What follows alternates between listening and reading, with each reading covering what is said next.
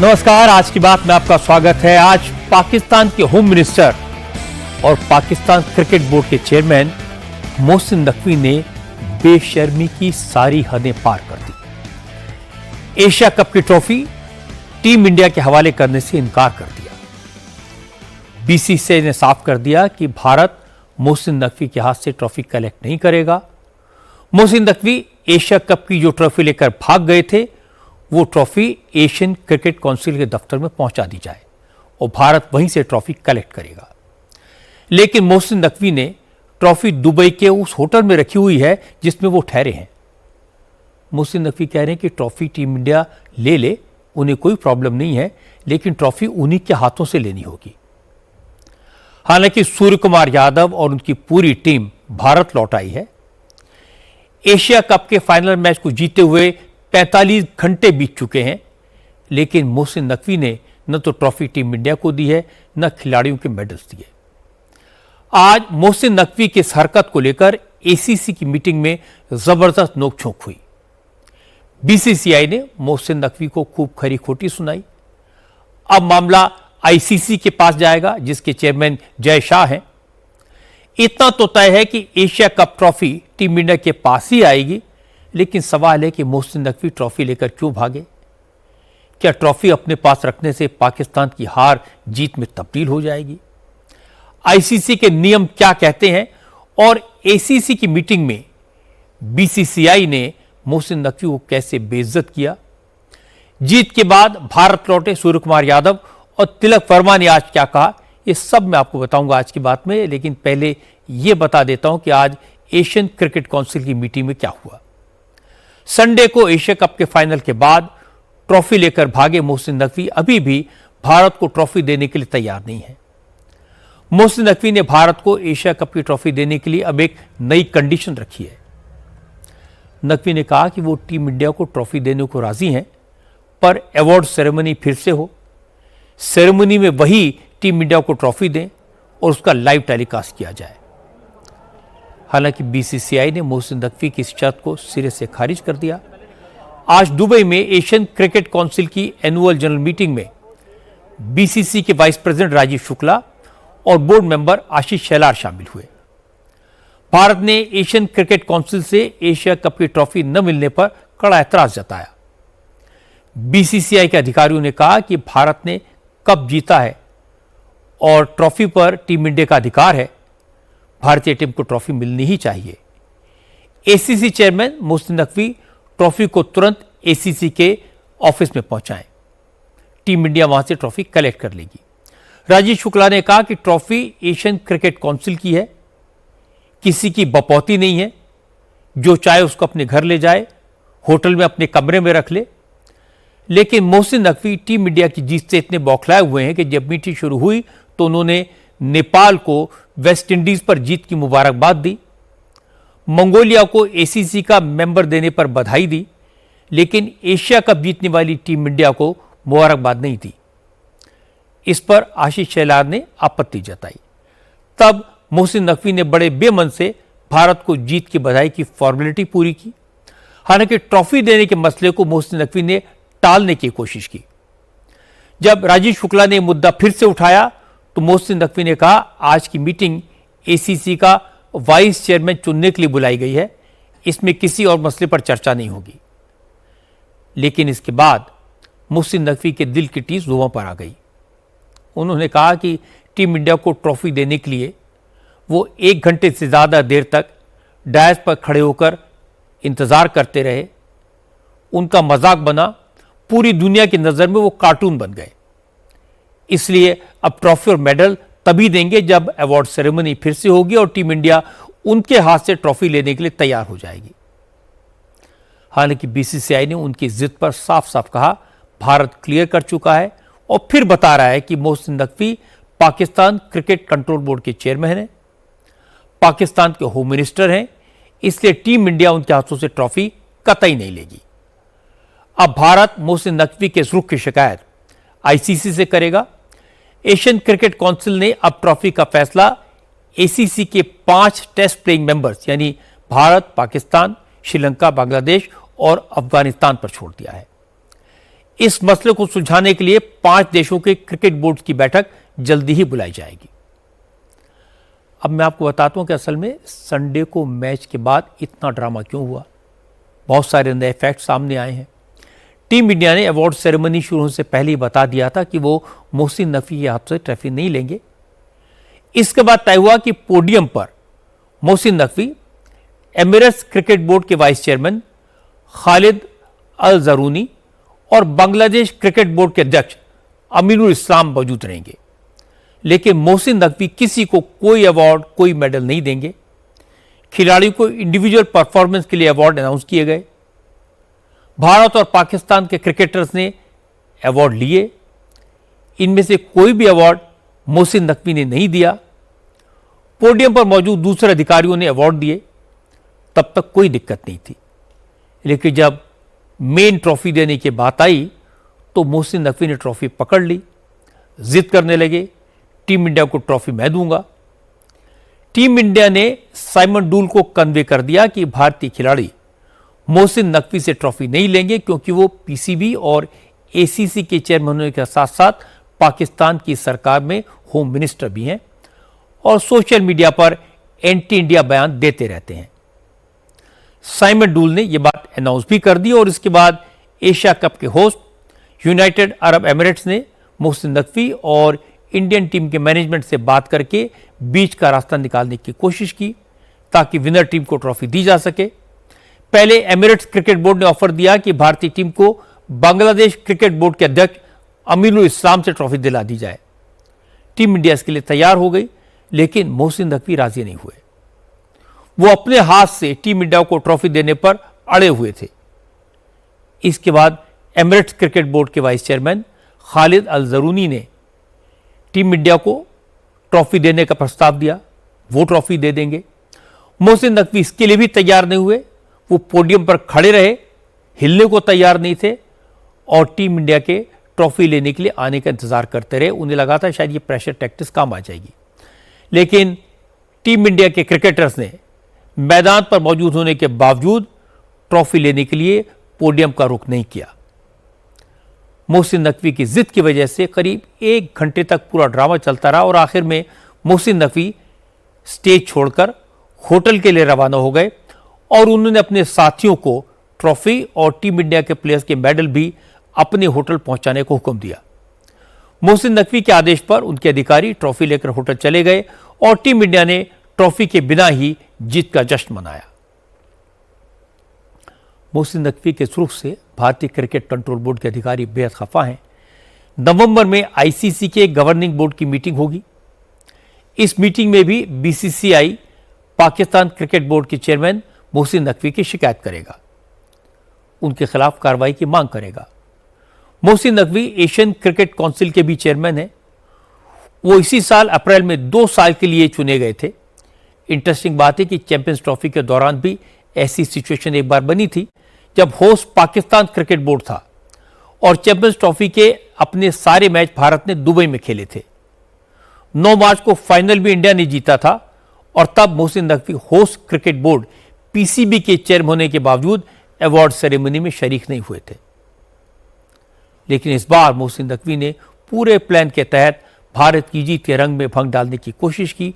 Team India के कप्तान सूर्य कुमार यादव ने कहा, टूर्नामेंट चैंपियन होने के बावजूद ट्रॉफी न मिलने से अफसोस हुआ। उनकी टीम ने ट्रॉफी लेने के लिए 1 घंटे तक इंतजार भी किया, लेकिन मोहसिन नकवी ट्रॉफी लेकर मैदान से भाग गए। सूर्या ने कहा कि क्रिकेट फैंस की मोहब्बत ने ट्रॉफी न मिलने की कमी पूरी कर दी। कप आपने मोहसिन नकवी के हाथों से नहीं लिया, क्या कहेंगे उस पर? देखिए ये हम तो वहाँ खड़े थे 1-1.5 घंटे से। हम तो वेट ही कर रहे थे कि कब ट्रॉफी का फेलिसिटेशन होगा, क्योंकि कभी भी कोई टीम जीतती है तो आप वेट करते हो कि कब ट्रॉफी दी जाएगी। बट हम लोग वहाँ ही थे ग्राउंड पे 1 घंटा, अगर आपने देखा होगा अच्छे से। तो हम तो नहीं गए अंदर ड्रेसिंग रूम में और ट्रॉफी नहीं मिली, कोई बात नहीं। लेकिन जो इतने सारे लोग थे वही हमारी असली ट्रॉफी है, जो प्लेयर्स और सपोर्ट स्टाफ है। तो हमने जीता वो टूर्नामेंट, इससे बड़ी खुशी की बात क्या हो सकती है। मोहसिन नकवी कप लेके भाग गए। उनको तो देखा नहीं भागते हुए, बट देखा कोई तो ट्रॉफी लेके जा रहा था, बट हम तो वहीं खड़े थे, तो हमें बाकी आगे का कुछ पता नहीं। पाकिस्तान के प्लेयर्स ज्यादा छेड़ रहे नहीं, छेड़छाड़ की बात नहीं है। चलो थोड़ा एग्रेशन तो इधर उधर चलते रहता है, बट कुछ चीजें ऐसी होती है जो आगे निकल जाती है हद से। तो फिर हमने लेकिन एक चीज सोच के रखी थी कि हम जो भी जवाब देंगे क्रिकेट से ही देंगे, अच्छा क्रिकेट खेलेंगे, क्योंकि हम तो क्रिकेट खेलने आए थे और हम क्रिकेट खेल के वापस आ गए। एशिया कप जीतने के बाद वापस लौटे प्लेयर्स का जमकर स्वागत हुआ। फाइनल में जबरदस्त परफॉर्मेंस से भारत को जिताने वाले तिलक वर्मा ने आज बताया कि मैच के दौरान पाकिस्तान के खिलाड़ी बहुत एग्रेसिव थे, उनको लगातार टारगेट कर रहे थे, लेकिन उन्होंने काम एंड कूल रहकर अपने परफॉर्मेंस से पाकिस्तानियों को करारा जवाब दिया। तिलक वर्मा ने कहा कि मैच के बाद उन्होंने बाकी खिलाड़ियों के साथ मिलकर पाकिस्तानियों को अपने अंदाज में जवाब भी दिया। हुआ था, बहुत कुछ हुआ था। मैं अभी वो कैमरे में नहीं बता सकता हूँ, वो चलते रहता है बैट्समैन और बॉलर के पीछे, और खासियत इंडिया पाकिस्तान मैच में तो वो चलता है। तो वो सब पार्ट ऑफ द गेम है, चलता है। मगर जैसा मैंने बोला है कि गेम के बीच में करने का थोड़ा बहुत होता है, वो बोल लिए हम लोग, मगर जो असली रिप्ले होता है जब मैच जीत के बैट से ही जवाब सबसे अच्छा होता है। तो मेरे को वही करना था और वो करके मैंने उनको बताया। बहुत कुछ चल रहा था दिमाग में, तो मैं इसी एक चीज़ पहले भी बताया, अभी भी वही बताता हूँ, देश हमेशा आगे है और अपना इंडिया सबसे बहुत ऊपर है। तो मेरा माइंड में और दिल में वही लग रहा था कि जो भी करूँगा, मैं कुछ भी करूँगा, पूरा देश के लिए पूरा जान दे दूंगा। तो वही दिमाग में चल रहा था। तो उस समय मेरे को क्या क्या ज़रूरत है, अगर मैं प्रेशर में आ गया तो देश को नीचे करूँगा, खुद को नहीं, देश को। और इतना 140 करोड़ लोग, सब लोगों को मैं नीचे कर रहा हूँ। तो वो सबको मैं लेकर जाने के लिए मेरे खुद को उस समय काम रहना, जो बेसिक्स बचपन से मैंने सीखा हूँ, मेरा जो कोचेस है बचपन से मेरे को ये आदत की है, तो मैं वो सब चीज़ काम रह के दिमाग में सोचा और एग्जीक्यूट किया। मोहसिन नकवी ने जो किया उसे कहते हैं चोरी और फिर सीना जोरी। क्रिकेट के इतिहास में यह पहला मौका है जब जीतने वाली टीम अपनी ट्रॉफी मांग रही है। विनिंग टीम के प्लेयर्स अपने मेडल्स का इंतजार कर रहे हैं, लेकिन हारने वाली टीम के चीफ उन पर कब्जा करके बैठे हैं, जिद पर अड़े हैं, ट्रॉफी मैं दूंगा। सबसे शर्मनाक बात यह है कि ट्रॉफी हारने वाली टीम के होटल में बेशर्मी की मिसाल बनकर पड़ी है। पाकिस्तान क्रिकेट बोर्ड के चीफ मोहसिन नकवी दुनिया के पहले क्रिकेट ऑफिशियल हैं जो मैदान से ट्रॉफी लेकर भाग गए। यह भी पहला मौका है कि जब एशियन क्रिकेट काउंसिल के चेयरमैन स्टेज पर कार्टून की तरह खड़े रहे और प्लेयर्स ने उनकी तरफ देखा भी नहीं। यह भी पहली बार है कि एसीसी की मीटिंग में विनर टीम के रिप्रेजेंटेटिव अपने हक के लिए इंसिस्ट करते रहे, लेकिन हारने वाले इतने शिमलेस थे कि टस से मस नहीं हुए। जो लोग गली मोहल्ले में क्रिकेट खेलते हैं उनको ऐसी बातों की आदत हो जाती है। वहां अगर कोई हारने लगे तो जीतने वाले का बैट छीन कर भाग जाते हैं। मोहसिन नकवी का यही लेवल है। उन्हें जितनी जल्दी एसीसी की जिम्मेदारी से मुक्त किया जाए, क्रिकेट के लिए उतना ही बेहतर होगा। अब आपको बताता हूं उत्तर प्रदेश में दंगा करने वालों का इलाज कैसे किया जा रहा है। पिछले शुक्रवार को बरेली में हिंसा और आगजनी करने वाले अब पुलिस के सामने हाथ जोड़कर रो रो कर माफी मांग रहे हैं।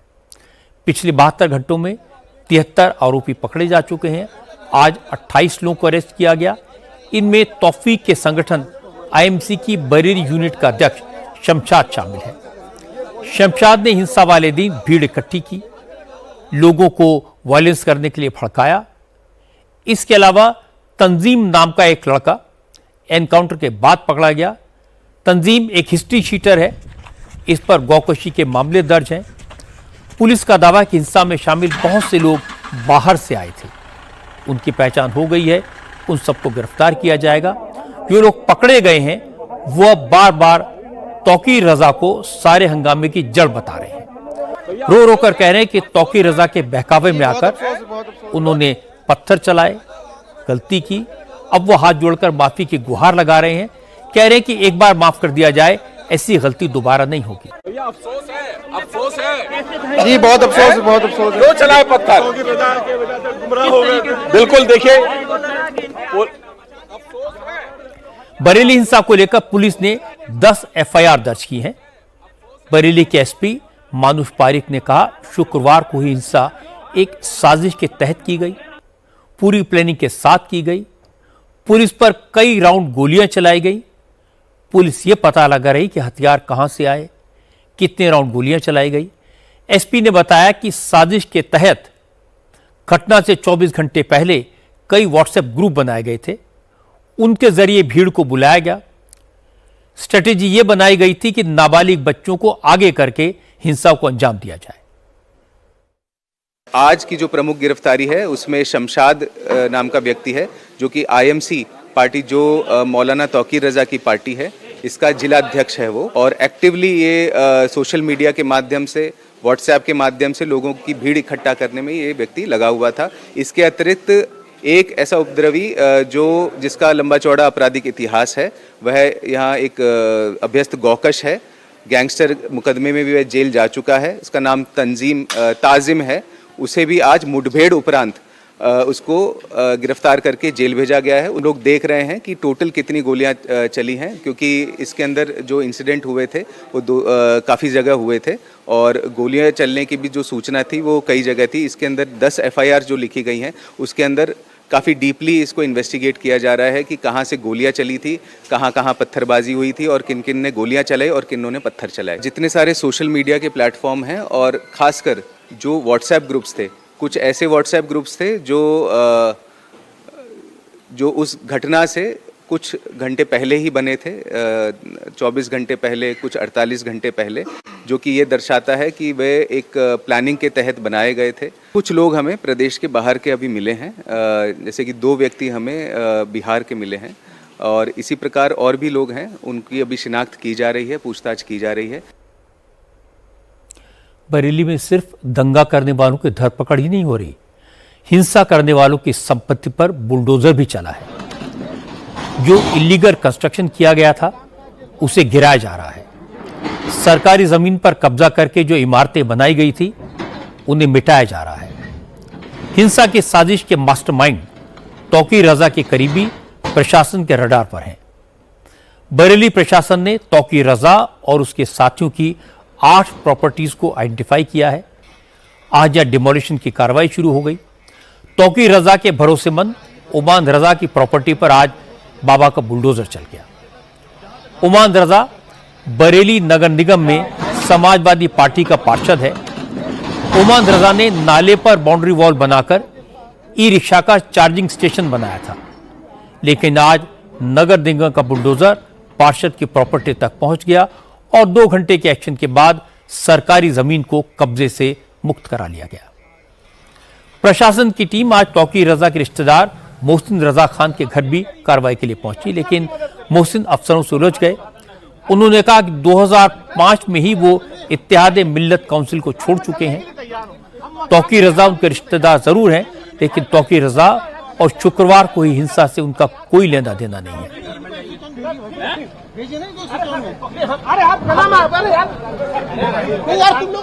जब काफी देर तक मोहसिन रजा और उनके भाई ने प्रशासन के काम में बाधा डाली तो पुलिस ने दोनों को हिरासत में ले लिया।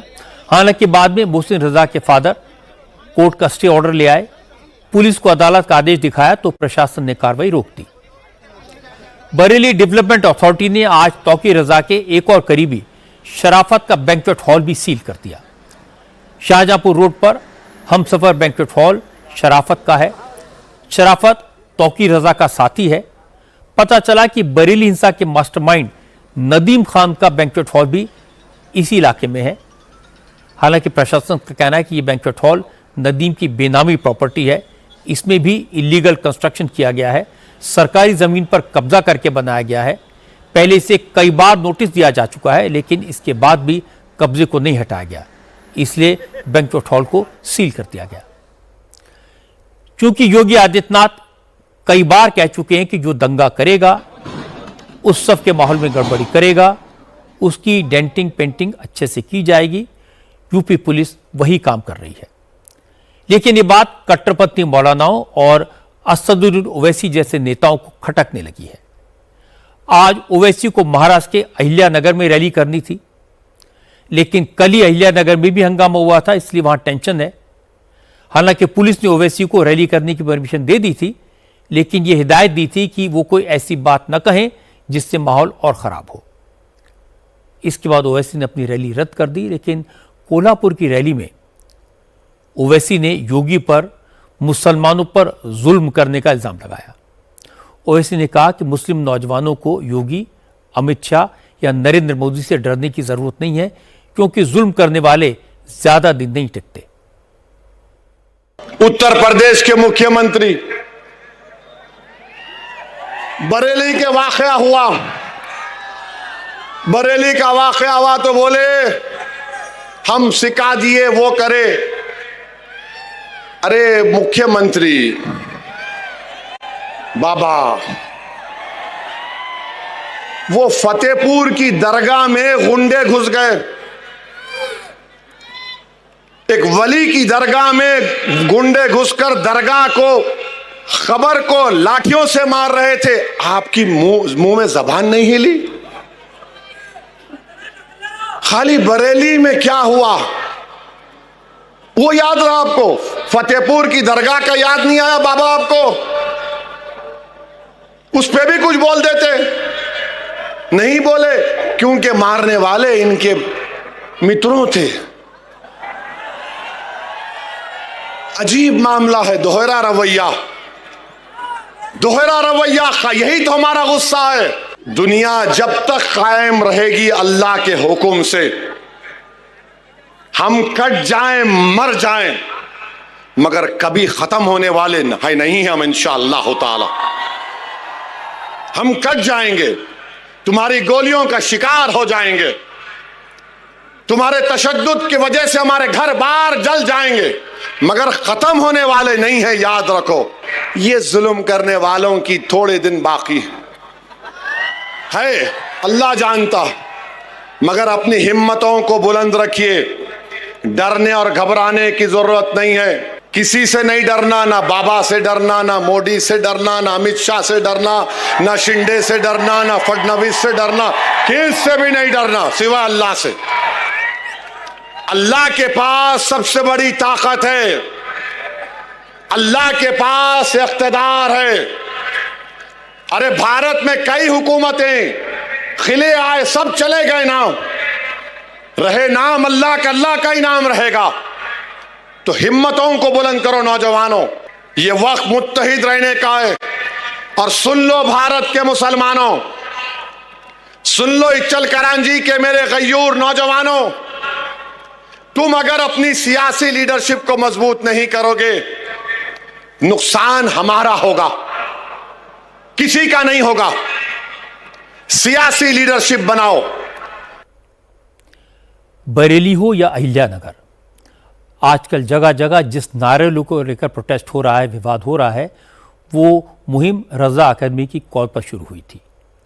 लेकिन बरेली में जिस तरह योगी ने एक्शन लिया, अहिल्यानगर में जिस तरह हंगामा करने वाले 35 लोगों को पकड़ा गया, उससे रजा एकेडमी के लोग परेशान हैं, योगी को कोस रहे हैं। आज रजा एकेडमी के सेक्रेटरी खलीलुर रहमान ने कहा कि योगी मुख्यमंत्री की कुर्सी पर बैठकर गुंडों की भाषा बोल रहे हैं, मुसलमानों को डराने की कोशिश कर रहे हैं, लेकिन ये ज्यादा दिन नहीं चलेगा। 2027 में योगी की विदाई तय है। योगी जी का जो बयान कि मौलाना को नहीं मालूम था कि किसकी हुकूमत है, उनकी नस्लें याद करेंगी, तो ये जो है एक संविधान पद पे बैठा हुआ शख्स, एक राज्य का मुख्यमंत्री अगर ऐसा कहे, गुंडों की जबान बोले, तो बहुत ही अफसोस होता है। ये किसी जो है राजनेता की, ये तो ऐसा लगता है कि कोई मतलब ये डिक्टेटर है, और इस तरह से मतलब जो है अपने देश के लोगों को, अपने मुल्क के लोगों को इस तरह से धमकियां दे रहे हैं। जो बाजार के गुंडे, बाजारों गुंडे भी ऐसे जुमले इस्तेमाल नहीं करते हैं। 20 लाख लोगों को, मुसलमानों को मारने के बाद हालांकि कामयाब नहीं हुआ, इस्लाम को खत्म नहीं कर पाया, तो ये क्या खत्म कर पाए? ये खुद खत्म हो जाएंगे। इनकी हुकूमत जो है 27 में मट्टी में मिल जाएगी। ये मट्टी में मिलाने की बात करते हैं, सबक सिखाने की बात करते हैं, ये खुद सबक सीख लेंगे। अवाम जो है, हिंदू, मुसलमान, सिख, ईसाई सब मिलके ऐसे जो तानाशाहों को सबक सिखाएंगे, और सिखाना जरूरी है। जब चोरी करके जो आदमी इख्तिदार में आएगा, तो अब उसको क्या कर सकते हैं? समझे नहीं? आज चोरी रखवाला है, आज चौकीदार भी चोर है और चोरी चौकीदार है, ये मसला है। लेकिन अब लोगों में उसमें भी बेदारी आई है। किसी भी नौजवान के रोने की, माफी मांगने की तस्वीरें देखकर अच्छा तो नहीं लगता, पर जब यह पता लगता है कि ये नौजवान आगजनी में और तोड़फोड़ में शामिल थे, किसी ने पत्थर चलाए, किसी ने गोलियां चलाई, तो फिर लगता है कि पुलिस करे भी तो क्या करे। किसी के घर पर, किसी की दुकान पर बुलडोजर चलता है तो भी अच्छा नहीं लगता।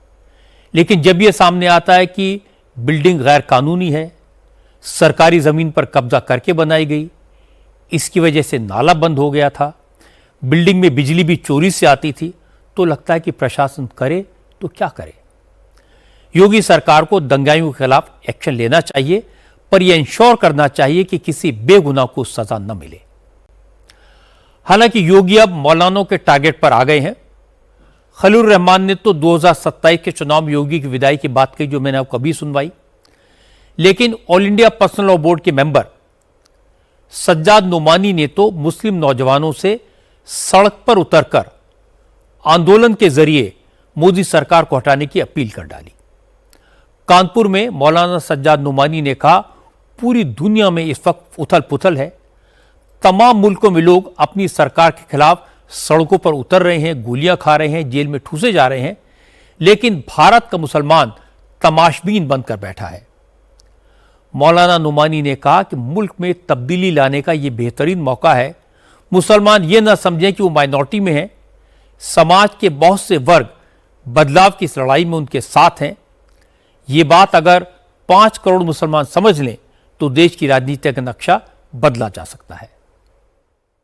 बहुत दिन तक आम लोग सूरत हाल को तमाशाई बनकर नहीं देखा करते। एक वक्त आता है कि कोई चिंगारी भड़क जाती है और फिर आवाम तंग आमद बजंग आमद का ऐलान करते हुए मैदान में कूद जाते हैं, मारे जाते हैं, गोलियां खाते हैं, बम से उड़ाए जाते हैं, जेलों में ठूसे जाते हैं। लेकिन आवाम एक वक्त आता है कि ये सब बर्दाश्त कर लेते हैं, लेकिन स्टेटस को बर्दाश्त नहीं करते। हमारे मुल्क के आवाम की भी बड़ी तादाद इस वक्त गैर मुतमईन है और तब्दीली की जगह ढूंढ रही है। मदरसा और मस्जिद हमारा दरअसल पावर स्टेशन है। हमारे काम की जगह मस्जिद और मदरसा है। किसी कीमत पर हमें मस्जिद और मदरसे को नहीं छोड़ना। ईसाई तब्दीली चाहते हैं, बुद्धिस्ट तब्दीली चाहते हैं, दलित तब्दीली चाहते हैं, शेड्यूल ट्राइब के लोग तब्दीली चाहते हैं, आदिवासी लोग तब्दीली चाहते हैं, मजदूर तब्दीली चाहता है, किसान तब्दीली चाहता है। यह आपने कैसे मान लिया कि मुसलमान अकलियत में है और हिंदू अक्सरियत में है? कितने भोले हैं आप लोग। आपको कुछ खबर नहीं है कि हमारे मुल्क में कितनी बेचैनी है, कुछ खबर नहीं। मुल्क तब्दीली चाह रहा है, लेकिन मुसलमान कटे हुए हैं मुल्क के बाशिंदों से। हम आरएसएस से डरते हैं, हम बीजेपी से डरते हैं, हम गुजरात की पार्टी से डरते हैं।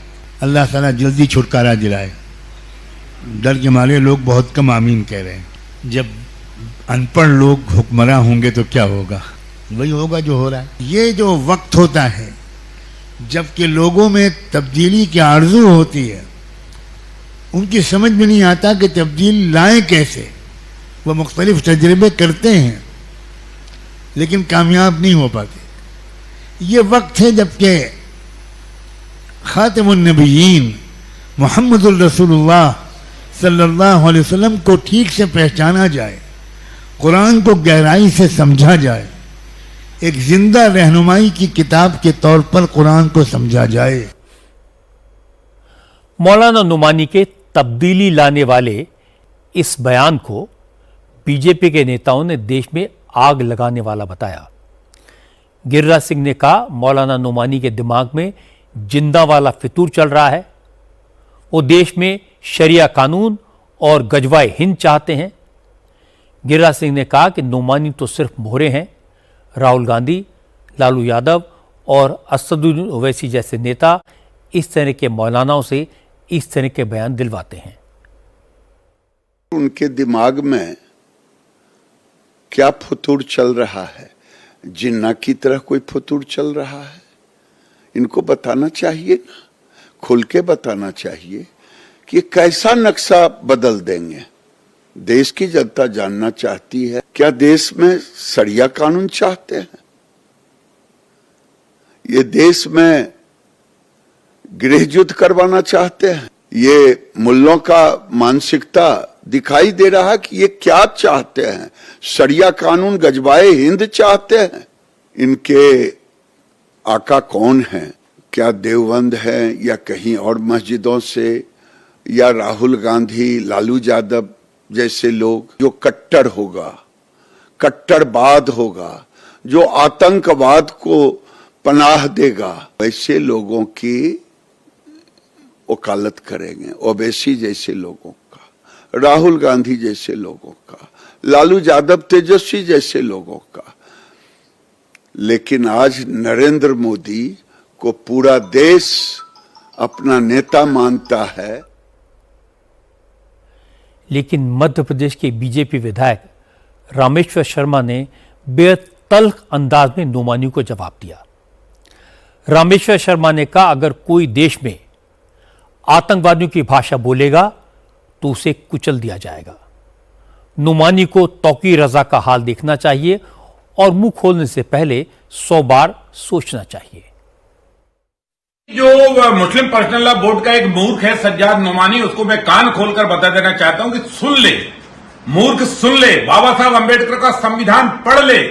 5 करोड़ मुसलमान नहीं, 50 करोड़ भी मुसलमान हो तो भी बाबा साहब अंबेडकर का संविधान तुम्हारे अब्बा को पढ़ना पड़ेगा। अब हिंदुस्तान में 47 का हिंदुस्तान नहीं है कि अब कोई जिन्ना पैदा हो जाए। अब जिनने जिन्ना बनने की कोशिश की तो कुचल दिए जाओगे, जेल में सड़ोगे। इस देश में मुसलमानों को नमाज पढ़ने की अनुमति है, ईद मनाने की अनुमति है, अपने त्योहार मनाने की अनुमति है, अपने कुरान पढ़ने की अनुमति है। लेकिन हिंदुस्तान में आग लगाने का शब्द, हिंदुस्तान में अलगाववाद फैलाने की जिसने भी कोशिश की, जिसने भी आतंकवादी हरकतें करने की कोशिश की, ध्यान रखना अब 47 का हिंदुस्तान नहीं है, ये नरेंद्र मोदी के नेतृत्व में चलने वाला हिंदुस्तान है। और तेरे अब्बा पाकिस्तान में जो बैठे ना, उनसे जाकर पूछना कि हिंदुस्तान की ब्रह्मोस मिसाइल किसके नेतृत्व में बनी है और कैसे जाकर घर में घुसकर मारा है, तो समझ में आ जाएगा। तेरे अब्बा बता देंगे कि डिग्री कौन सी है। मौलाना सज्जाद नुमानी इस्लामिक स्कॉलर हैं, उनकी बहुत रेस्पेक्ट है, इसलिए उनका नौजवानों से सड़क पर उतरने के लिए कहना खतरनाक है। पिछले साल मौलाना नुमानी ने मुसलमानों से एक मुश्त होकर मोदी के खिलाफ वोट देने को कहा था, कोई प्रॉब्लम नहीं थी। मौलाना ने मुसलमानों को नसीहत दी थी कि बीजेपी को वोट देने वाले मुसलमानों का हुक्का पानी बंद कर दिया जाए, कोई प्रॉब्लम नहीं थी। लेकिन इस बार तो मौलाना नुमानी ने हद पार कर दी। उन्होंने जमहूरियत को ताक पर रख दिया और मुसलमानों से तब्दीली लाने के लिए सड़कों पर उतरने के लिए कहा। लगता है मौलाना नुमानी उन लोगों की टोली में शामिल हो गए हैं जो चुनाव में मोदी को हरा नहीं पाए, अब भारत में नेपाल जैसी अराजकता चाहते हैं। भारत के लोग दिल से डेमोक्रेट हैं, वो ऐसे मंसूबों को कभी कामयाब नहीं होने देंगे। अब बात करते हैं पाकिस्तान के गैर कानूनी कब्जे वाले कश्मीर की। पीओके में आजादी की जंग जारी है। आज भी खूब हंगामा हुआ, गोलियां चली, लाठीचार्ज हुआ। पुलिस और फौज ने सड़कों पर उतरी भीड़ का रास्ता रोकने की कोशिश की, लेकिन पाकिस्तान की तानाशाही से तंग आ चुकी पीओके की आवाम ने पाकिस्तानी फौज की हर कोशिश को नाकाम कर दिया। पीओके में ज्वाइंट अवामी एक्शन कमेटी ने कल से नाकेबंदी का ऐलान किया हुआ है। पीओके के लोग मांग कर रहे हैं कि पाकिस्तान की हुकूमत ने उनसे जो वादे किए थे वो उन्हें पूरा करें या उन्हें खुद मुख्तारी का हक दिया जाए। पीओके की जनता के विरोध में प्रदर्शन से बौखलाई पाकिस्तानी फौज ने सादी वर्दी में आईएसआई के एजेंट तैनात किए थे। इन लोगों ने प्रदर्शन करने वालों पर फायरिंग कर दी, जिसमें 2 लोगों की मौत हो गई और 20 से ज्यादा लोग जख्मी हो गए।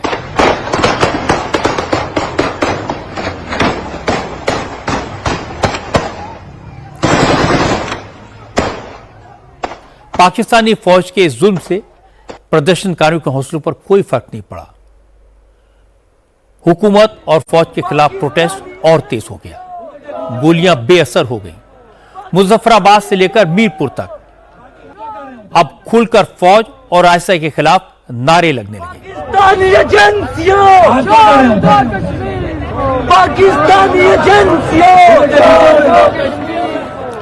असल में पीओके की ज्वाइंट अवामी एक्शन कमेटी पीओके के मंत्रियों और नेताओं को मिल रही सहूलतें उनको मिल रहे पर्क्स को खत्म करने की मांग कर रही है।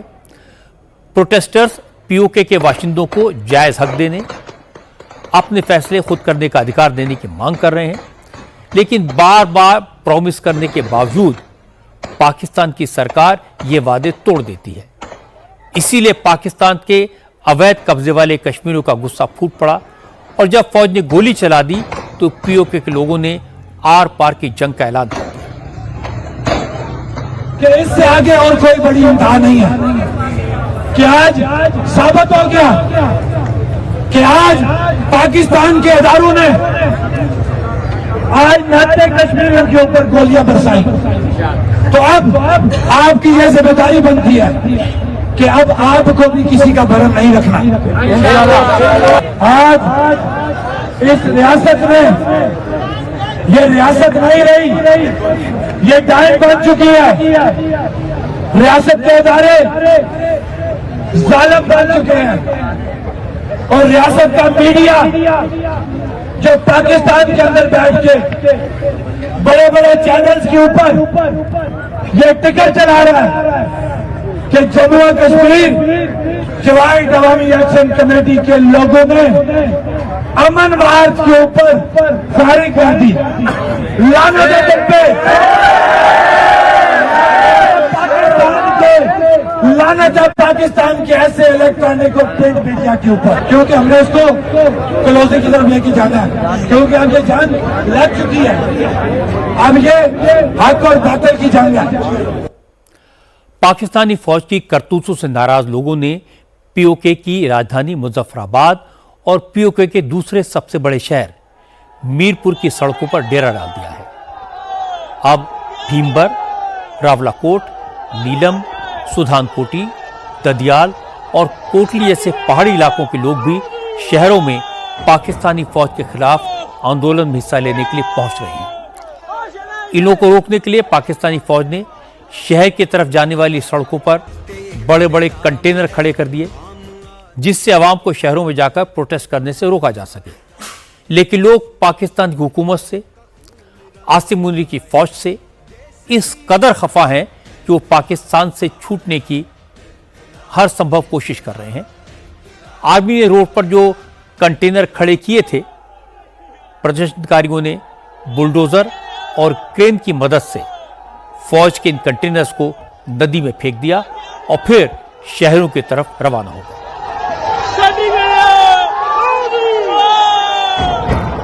आर्मी के लगाए कंटेनर्स को रास्ते से हटाकर हजारों की तादाद में प्रदर्शनकारी मुजफ्फराबाद और मीरपुर शहरों में जमा हो गए हैं। उन्होंने पीओके के शहरों के प्रमुख चौक चौराहों पर डेरा डाल दिया है, सारी दुकानें बंद करा दी हैं और सड़कों पर बैठ गए हैं। पीओके के लोगों ने पाकिस्तान की शहबाज सरकार को और आसिम मुनीर की फौज को अल्टीमेटम दिया कि जब तक उनकी डिमांड्स पूरी नहीं होती तब तक वो इसी तरह धरने पर बैठे रहेंगे।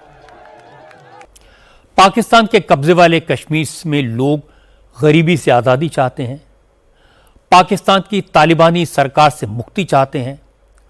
उन्हें सरहद पार जम्मू कश्मीर की प्रॉस्पेरिटी दिखाई देती है, हमारे यहाँ की वैली की बदली हुई तस्वीर दिखाई देती है। पीओके के लोग भी खुशहाल जिंदगी जीना चाहते हैं, वो भी अपनी तकदीर बदलना चाहते हैं। इसीलिए बगावत की आवाज़ इतनी ताकतवर है।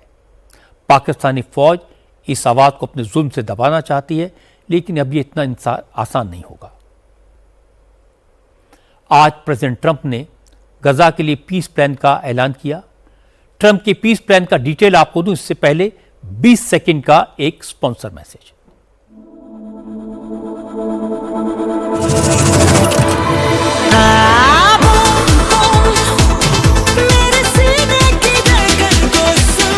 Dreaming about me? Love is to get lost in the look. Unlimited Love B6 Pack 2 starts at 21.9 lakh. आज गजा में तबाही रोकने के लिए प्रेसिडेंट ट्रंप ने एक शांति योजना, एक पीस प्लान पेश किया। 20 पॉइंट के इस प्लान के तहत उग्रवादी संगठन हमास को इजराइल के हॉस्टेजेस को रिहा करना होगा। जो हॉस्टेज मारे जा चुके हैं उनकी बॉडीज इजराइल को सौंपनी होंगी। हमास के लड़ाकों को अपनी हथियारों के कारखाने तबाह करने होंगे। सुरंगें ध्वस्त करनी होंगी और हथियार डालकर गजा से बाहर जाना होगा। गजा छोड़ने वाले हमास के लड़ाकों को इजराइल सेफ पैसेज देगा। एक इजरायली हॉस्टेज को छोड़ने के बदले इजराइल 15 फिलिस्तीनियों को रिहा करेगा और गजा से लोगों को भागने के लिए मजबूर नहीं करेगा। ट्रंप के पीस प्लान के तहत गजा के प्रशासन में न तो हमास का कोई रोल होगा और न ही वेस्ट बैंक पर राज करने वाली फिलिस्तीन अथॉरिटी की कोई भूमिका होगी। गजा में एडमिनिस्ट्रेशन के लिए एक अलग गवर्निंग बोर्ड बनाया जाएगा जिसके हेड खुद प्रेसिडेंट ट्रंप होंगे। इस गवर्निंग बॉडी में ब्रिटेन के former prime minister Tony Blair भी रहेंगे। गजा के इस गवर्निंग बोर्ड में मुस्लिम देशों को भी शामिल किया जाएगा। इजराइल धीरे धीरे गजा से अपनी फौज हटाएगा। गजा की सुरक्षा के लिए 8 इस्लामिक मुल्कों समेत कई देशों के सैनिकों को मिलाकर इंटरनेशनल स्टेबलाइजेशन फोर्स बनेगी। यह फोर्स गजा की नई पुलिस फोर्स तैयार करेगी। फिर गजा के रिकंस्ट्रक्शन का काम शुरू होगा। इस योजना का ऐलान करते हुए प्रेसिडेंट ट्रंप ने कहा कि अगर हमास यह समझौता मंजूर नहीं करता और हथियार नहीं डालता तो इजराइल को अपनी मन मर्जी की कार्रवाई की पूरी छूट होगी। ट्रंप ने कहा उनकी पीस डील हिस्टोरिकल है। इससे गजा ही नहीं पूरे मिडिल ईस्ट में अमन कायम होगा और हमास के पास यह डील मंजूर करने के लिए 3 से 4 दिन का ही वक्त है। So this is a big day, a beautiful day, potentially one of the great days ever in civilization. Things that have been going on for hundreds of years and thousands of years. At least we're at a minimum very, very close, and I think we're beyond very close. And I'm not just talking about Gaza. Gaza is one thing, but we're talking about much beyond Gaza. The whole deal, everything getting solved. It's called peace in the Middle East. So today is a historic day for peace, and Prime Minister Netanyahu and I have just concluded an important meeting on many vital issues, including Iran, trade, the expansion of the Abraham Accords, and most importantly, we discussed how to end the war in Gaza, but it's just a part of the bigger picture, which is peace in the Middle East, and let's call it eternal peace in the Middle East. जब Trump ने Gaza में शांति योजना का ऐलान किया तो भारत समेत तमाम देशों ने इसका स्वागत किया।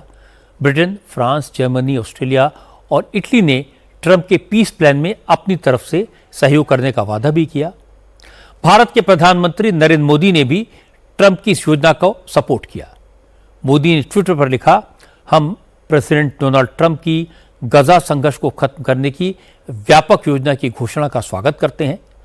प्रधानमंत्री मोदी ने कहा कि गजा में शांति की योजना फिलिस्तीनी और इजरायली जनता के साथ साथ पूरे वेस्ट एशिया में स्थायी शांति और सुरक्षा एस्टेब्लिश करने में सफल होगी और इससे पूरे इलाके की प्रगति का एक कारगर रास्ता निकलेगा। कई मुस्लिम और अरब देशों ने भी ट्रंप की गजा शांति योजना का स्वागत किया। इनमें वो 8 मुस्लिम मुल्क भी शामिल हैं जिनके नेता इसी महीने 24 तारीख को न्यूयॉर्क में प्रेसिडेंट ट्रंप से मिले थे। एक जॉइंट स्टेटमेंट में Qatar, Jordan, UAE, Indonesia, Pakistan, Turkey, Saudi Arab और मिस्र के विदेश मंत्रियों ने कहा कि गजा पीस प्लान से पूरे मिडिल ईस्ट में स्टेबिलिटी आएगी। 8 देशों ने कहा कि प्रेसिडेंट ट्रंप ने गजा में शांति बहाल करने के लिए जो पहल की है उससे जंग खत्म होगी, गजा का रिस्ट्रक्शन हो सकेगा और आगे चलकर एक इंडिपेंडेंट फिलिस्तीनी मुल्क का रास्ता निकलेगा।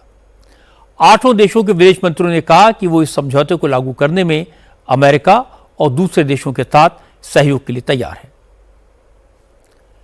इजराइल और फिलिस्तीन का पीस प्लान काफी इंप्रेसिव है। ट्रंप का ऑफर है, भारत का सपोर्ट है, इस्लामिक मुल्कों का अप्रूवल है। अगर अब भी समझौता नहीं हुआ तो मिडिल ईस्ट में कभी शांति नहीं हो पाएगी। अगर हमास ने इस डील की शर्तें मान ली तो युद्ध रुक जाएगा, खून बहना बंद होगा, दोनों तरफ के हॉस्टेजेस का एक्सचेंज होगा और सबसे बड़ी बात है कि फिलिस्तीन के लिए एक इंडिपेंडेंट मुल्क बनने का रास्ता खुलेगा। दोनों तरफ से बहुत खून बहा है, अब यह सिलसिला बंद होना चाहिए। अफगानिस्तान की सरकार ने पूरे मुल्क में इंटरनेट को बंद कर दिया है। तालिबान ने पूरे अफगानिस्तान में इंटरनेट और मोबाइल नेटवर्क सर्विसेज पर पाबंदी लगा दी है, उन्हें बंद कर दिया है। काबुल, हेरात, मज़ार शरीफ और उर्जगान जैसे कई शहरों में फाइबर ऑप्टिक सर्विस को ठप कर दिया गया है और ये शहर पूरी दुनिया से कट गए हैं। इस ब्लैकआउट के कारण अफगानिस्तान में इंटरनेशनल कॉल कर पाना पॉसिबल नहीं है। मोबाइल नेटवर्क बंद होने से अफगानिस्तान के लोग एक दूसरे से संपर्क नहीं कर पा रहे। ऑनलाइन क्लासेस बंद हो गई हैं। बिजनेस पर भी असर पड़ा है। ऑनलाइन कारोबार पूरी तरह ठप है। अफगानिस्तान में पहले बल्ख, कंधार, हेलमंद, उर्जगान और निमरोज जैसे कुछ प्रोविंसेस में फाइबर ऑप्टिक नेटवर्क बंद किए गए थे, लेकिन अब इंटरनेट बैन पूरे देश में लागू कर दिया गया है। तालिबानी हुकूमत का कहना है कि इंटरनेट और मोबाइल फोन की वजह से नई पीढ़ी बर्बाद हो रही है। इंटरनेट की वजह से मुल्क में लोग ऐसी हरकतें कर रहे हैं जो शरिया के खिलाफ हैं। इसलिए सरकार ने देश में इंटरनेट और मोबाइल फोन सर्विसेज को बैन करने का फैसला किया है। तालिबान सरकार के फैसले पर किसी को हैरानी नहीं होनी चाहिए। तालिबान के शासन में लोगों को अपनी बात कहने का अधिकार नहीं है, लड़कियों को पढ़ने का हक नहीं है, समाज में हर तरह की पाबंदियां लागू हैं। इंटरनेट आज की दुनिया में आज़ादी का सिंबल है, नॉलेज का प्रतीक है और आज़ादी और नॉलेज से तालिबान की सरकार को एलर्जी है। अफगानिस्तान की सरकार का यह फैसला अल्टीमेटली तालिबान को नुकसान पहुंचाएगा और एक दिन उन्हें इसे वापस लेना पड़ेगा। आप सभी को महाअष्टमी की बहुत बहुत शुभकामनाएं। आज दुर्गा मां की पूजा का दिन है। इस अवसर पर प्रधानमंत्री नरेंद्र मोदी ने दिल्ली के चित्तरंजन पार्क के कालीबाड़ी में मां काली की आराधना की। नरेंद्र मोदी सीआर पार्क के ऐतिहासिक दुर्गा पंडाल में भी गए। नवरात्र के मौके पर सीआर पार्क के दुर्गा पंडाल में बड़ी संख्या में श्रद्धालु पहुंचते हैं। आज प्रधानमंत्री के इस पर्व में लोगों के साथ देवी की आराधना करके मन को संतोष हुआ।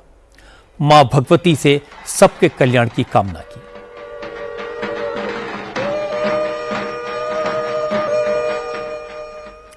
नवरात्र के मौके पर देश भर में भक्ति के साथ साथ उत्सव की उमंग और जोश दिखाई दे रहा है। हर शहर में बड़े बड़े दुर्गा पंडाल सजे हैं।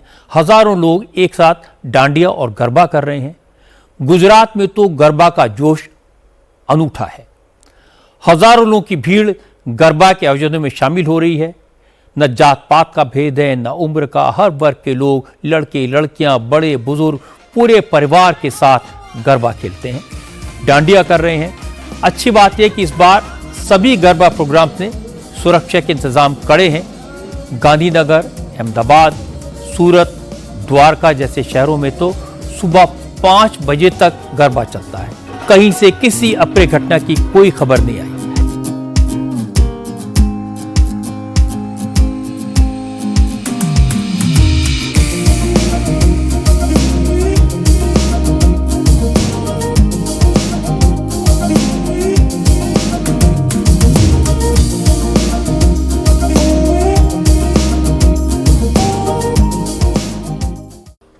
और आखिर में एक नजर उन खबरों पर जो कल हेडलाइंस बनेगी। दिल्ली में प्रधानमंत्री मोदी आरएसएस के शताब्दी कार्यक्रम में शामिल होंगे। महानवमी के मौके पर गोरखनाथ मंदिर में योगी आदित्यनाथ कन्या पूजन करेंगे। वक्फ कानून को लेकर कल all India Muslim personal board के नेता अपनी रणनीति का ऐलान करेंगे। कल से ऑनलाइन मनी गेमिंग पर पाबंदी वाला कानून लागू हो जाएगा। कल रक्षा मंत्री Rajnath Singh defence account department के वार्षिक समारोह में शामिल होंगे। आज की बात में इतना ही। मेरे आपसे अगली मुलाकात कल रात 9 बजे होगी।